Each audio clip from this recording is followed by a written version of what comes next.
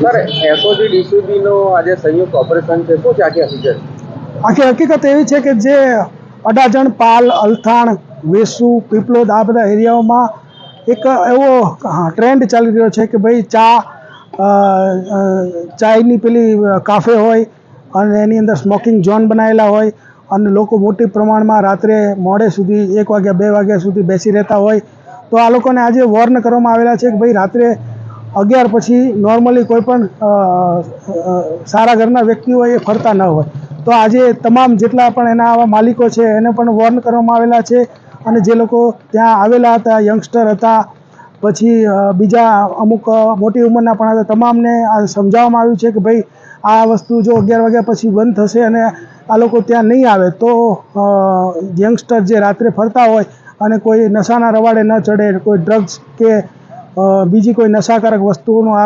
સેવન ન કરે એના માટેનું એક આ અભિયાન છે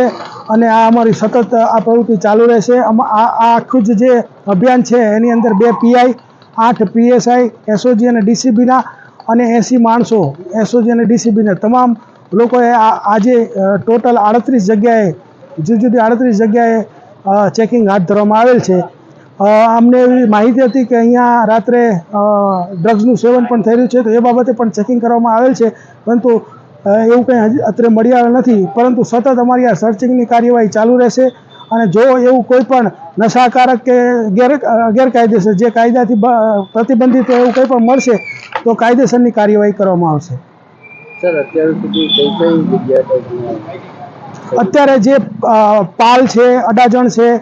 પછી વેસુ છે, પીપલોદ છે, અલથાણ આ બધી જ જગ્યાઓએ જ્યાં જ્યાં આવા ઝોન બનાવેલા છે એ તમામ ઝોનની ડિટેલની અંદર એની અંદર સર્ચ કરવામાં આવેલ છે અને એના માલિકોને પૂછપરછ કરવામાં આવેલ છે અને એના ડીવીઆર પણ ચેક કરવામાં આવશે.